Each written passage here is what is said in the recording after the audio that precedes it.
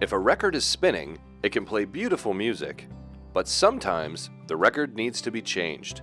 Dr. Disc has crossed multiple generations and survived constant changing technologies to become a downtown staple for Windsor music buyers since first opening in 1986. But at one point, it closed its doors. That's when a co-op placement student at the London store changed the tune for Dr. Disc and for himself. In 2001, it would have been August, my brother and I purchased a store. There's some hoops and it took a while, but we got in here. O'Donnell credits former Dr. Disc chain owner Andrew Atlin and former London manager Christopher Gard for giving him a shot.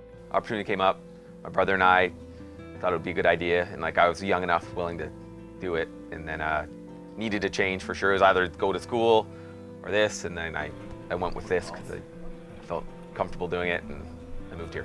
But it wasn't without sacrifice. But sacrifice, I mean, I left my friends, my family, town with no one. But I was so young, it was awesome. There were also downfalls.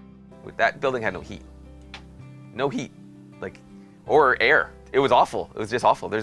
You'd sweat and then you'd shiver. After a decade of dealing with lackluster sales on the south side of Wyandotte, he moved the store to 471 Olette Avenue, 1 block north of Wyandotte Street.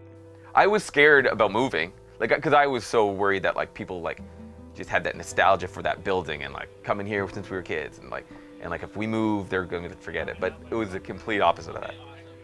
A couple people were but once they got in here, we're closer, and now it's way better. Moving here was a big deal. It seems like people stop at Wyandotte, people come on their lunch breaks and stuff now, and the downtown's looking great. It's getting there, man. O'Donnell's store manager has been helping bridge the gap for 12 years. He helps take care of ordering, website maintenance, internet, social media, and buying. His name is Nick Angelini. It means little angel. He's my little angel. No. Yeah, he loves that. I call him the prince. They both agree every day can be different. You don't know what's going to come through the door. Someone's going to call and say, we got to bring all this stuff. You might have plans to do something, and they change quick. He tries not to worry too much about the future, but says the store is always on his mind. It's not a job where you clock out and you're free. It's always on your mind. So I worry about this place nonstop. But no one's out here to get rich or anything. It's fine. If we can get by, I'm good. There's nothing I can do. We can do our best, and if that works, that works. And if people are awesome enough to come in here, that's great. You need the right people who care and are proud to be here. Oh, Liam's a man. He's been doing it since he was a kid, and he just knows things that not everyone does, and he just has that. He's been around it long enough, where he has that motivation and know how to sustain what we have and to build it. The Windsor Landmark sells CDs, VHS tapes, cassettes, DVDs, Blu-rays, posters, and of course, records. But it's also a buying store. I'm sure we'll visit homes, people bring stuff in, we try to make it easy. All you need is government photo ID to qualify. Whether they will buy it or not depends on the condition, current stock, and sellability. But what do they pay for used items? That's a secret. O'Donnell says the resurgence of vinyl sales has been pretty gradual and not all of a sudden. And Record Store Day, that was a real catalyst, I think. Record Store Day is an annual worldwide celebration held on the third Saturday of every April since 2007. It's nuts. It's lined up past Main Lane, or to Main Lane, I'd say. It's nuts. I hide. It's so crazy. It's I'm around, but it's it's pretty stressful. It's the one day of the year where a factory, just so and I like to talk to people, so I get in the way. Tip of the hat to the stores who've been doing it for so long, and giving artists a chance to say what they feel about the importance of those stores. When it comes to old versus modern technology, people enjoy the option to use both sides of the coin. Dr. Disc utilizes modern technologies like Facebook to stimulate traffic, new customers, and of course, the sales of old music mediums. And that stuff's gold. But I mean, there's forums of collectors, and it's everyone's got to have a hobby, right? Angelini says posting daily on social media has helped the business because of the ability to get a message to thousands of people within a few seconds. And that's what has like the biggest kind of return. But yeah, and if it's not that, it's, you know, something, you know, if an artist dies, you know, we'll share an article about them, try to give them a nice little tribute, or, you know, just music related news, anything, you know, music related or downtown community related. Aside from downloading and streaming platforms, apps like Shazam can name a song title, the artist, and a plethora of other information after hearing only a short segment of music. I can do that too, though. I could provide a brick and mortar location. Sure, no, computers are cool.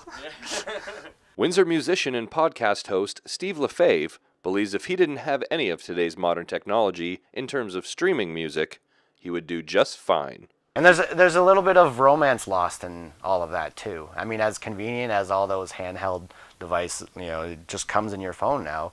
What song is this? There's no like mystery anymore. There's no time frame where it's just I gotta find out what this is. I gotta find what this is. Like, you can know like that. That's one thing I've noticed. People don't need it right away anymore. They can wait because I can hear it and they'll just, when I'm around, I'll get it. Vancouver recording artist Skye Wallace's recent tour was named the Other Spaces Tour and featured shows across the country at alternative venues including record stores, breweries, and even a curling club. There is a draw. There's like this kind of magnetic feel that's here. I feel like record stores still have a place because of that feeling and that I don't know, that space that it occupies. Over the years, Dr. Disc has had numerous local and national artists perform in their store, including Mother Mother, Dick Wagner of Alice Cooper, Gordie Johnson of Big Sugar, Sam Roberts, and of course, Skye Wallace. But what keeps the record stores alive? People still value them. People keep it alive because it's not a singular answer. I think they like the experience. Like I know what I'll do it for. Like I like the thing in my hand, the liner notes. I like all that, and like I love CDs. Like I like listening to the thing that was meant to be better. Record store day really helps, and I think there's more to it than just like people like a place to go. This place is amazing. Call it nostalgic, but music lovers have a thing for the tangibility of a physical package, a piece of art, and its collectability. But Lefebvre has mixed feelings about Dr. Disc. I hate coming here. I absolutely hate coming here. Why? I come here with the intention of buying a single record, and I leave with many more. It's not a waste of money. I can still hate coming here, though, in a good way. It's also like culturally important. It's a little bit of history when you're shopping around for music. There's a sense of community here. Just a different outlet for people to come together and talk about things they love and maybe learn something new. The customers are the best part. Like it's fun to get people what they want. It satisfies the need in me to like help people. I think Windsor is just a big part of why we're able to stay open and do what we do. And it's safe to say O'Donnell has earned his stripes. Well, I don't really know him all that well, but he has been working here a long time, and that tells me right there that it's not just a job to him, it's a passion. You know, he'll go down with this ship if he absolutely has to. What would O'Donnell do if his record stopped spinning? He used to want to be a mailman because his first name backwards spells mail. But there are downsides to everything.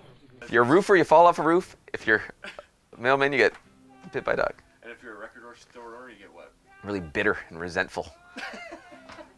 When asked to describe his career in one word, O'Donnell immediately responded, Love. No, I don't know, man.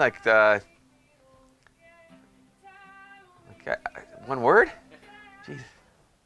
one word to sum up everything that culminates your emotion, your feeling. Like commitment. How about that? Commitment? Yeah. Okay. And love in there too. Yeah, that's love. Doesn't love come with Passion. Anger.